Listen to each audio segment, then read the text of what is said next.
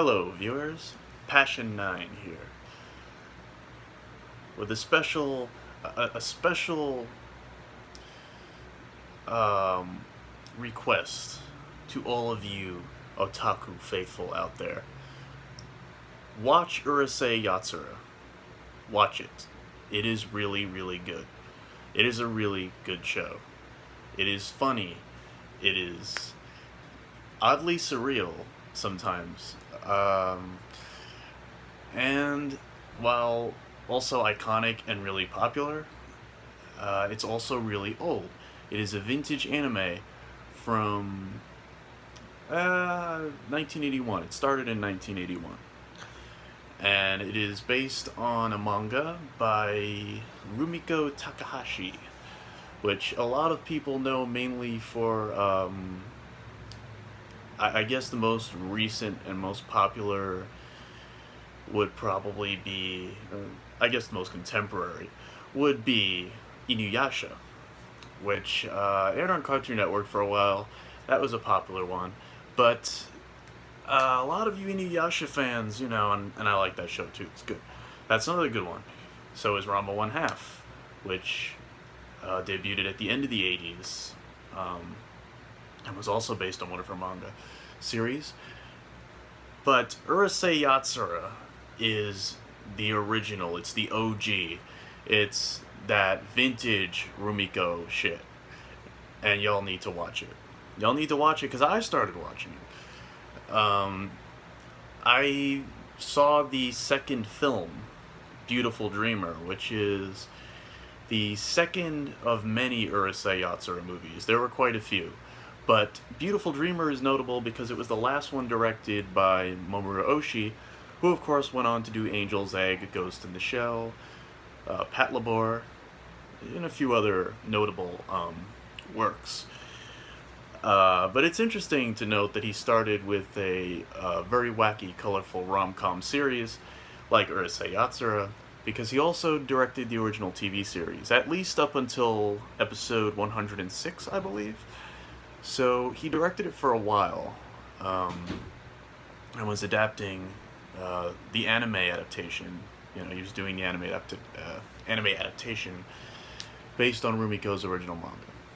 What's interesting about that show, and I started revisiting it, because there are actually, full disclosure here, there are actually a number of episodes that are just kind of scattered on YouTube. You can watch, I don't know how many episodes, but there are quite a few just kind of hanging around in pretty good quality on YouTube.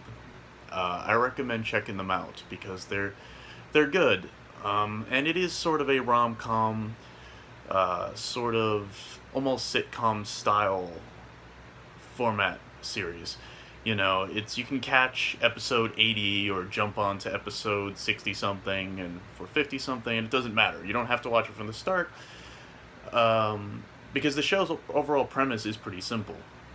Perhaps even more so than most of Rumiko's later stuff. Inuyasha was a little more episodic, a little more ongoing, a little more in the shonen range, really. Urusei Yatsura, though, is just straight up rom-com, wacky hijinks,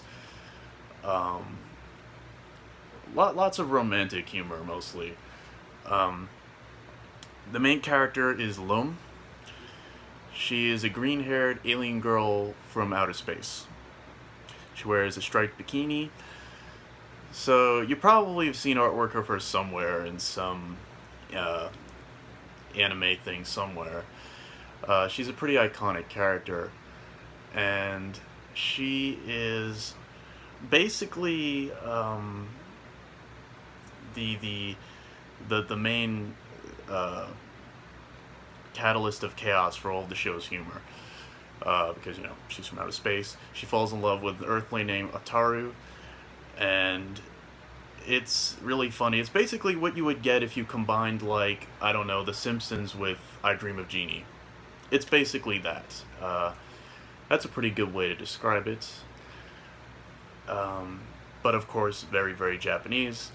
Very domestic Japanese humor and cultural references, lots of folklore is worked into the plots of each episode. So it is fun. It is really, really fun. And it has that classic, soft,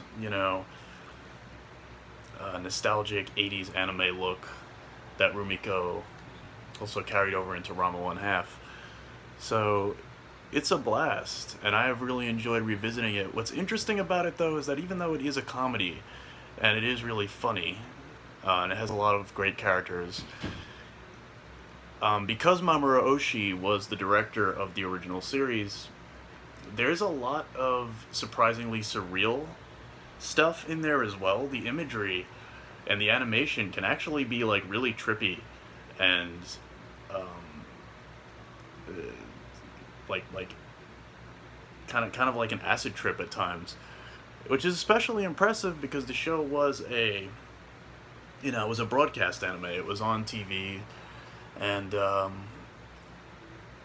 you would think the budget would be really no, but this was back when they weren't cutting corners quite like they do nowadays. Where they just throw in a CGI prop or computer generated crowds and stuff for backgrounds, and it's like this was the real shit.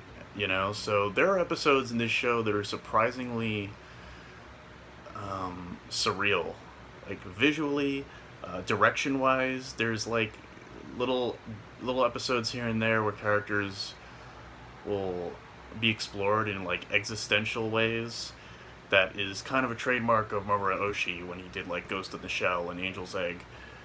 And it's interesting to see that kind of combined with something as comical as Urusei Yatsura, because it is, for the most part, a comedy. And it's not a serious show by any means, but there are times where it's actually trippy.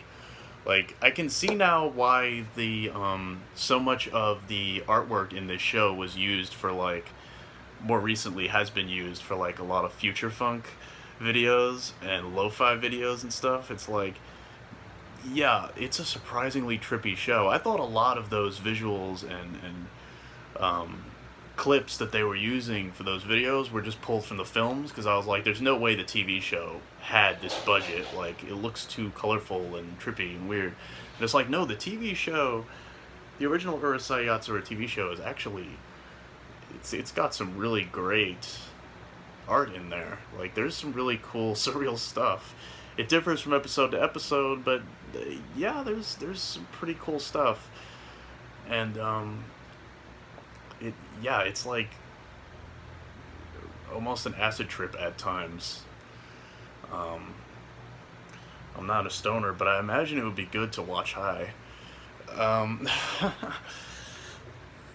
So watch this show. It's really good. The good news is there is actually an official Blu-ray re-release coming out next year. I think from, was it Viz? I don't know. I almost hesitate to say Discotheque Media, but they've been putting out, I know they recently put out a Blu-ray for Beautiful Dreamer. But yeah, the original TV show is actually really, really good, so I'm excited about them re-releasing it officially. But for now, I would go sample it any way you could, because it's really quite something.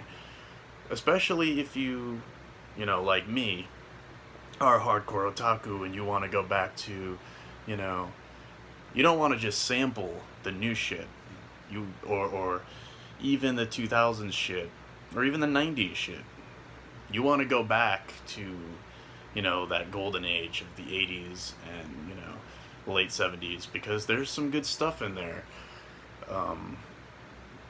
That era of anime definitely can surprise you. Even something as mainstream as Urusei Yatsura, and at the time, I don't think you could get much more mainstream than that show. And I guess I was expecting something more conventional. But yeah, watch it. It's worth it. It's great. It even kind of kicked off the trend of animes opening and closing with pop songs. Advertising pop songs through an anime series before it was even heard anywhere else. Like that was a trend that started with Urusei Yatsura.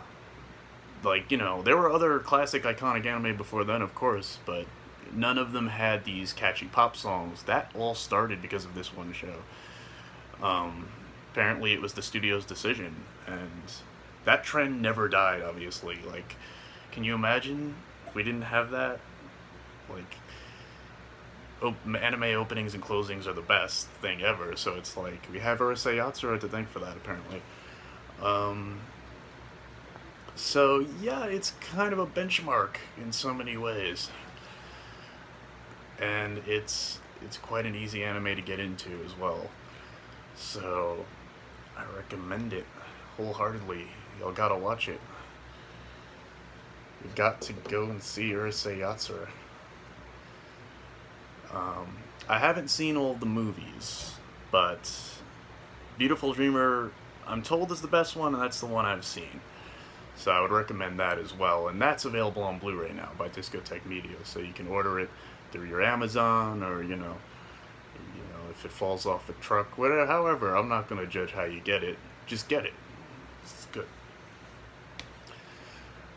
And that's all I got to say about that. Watch Urusei Yatsura. It's funny and it's trippy.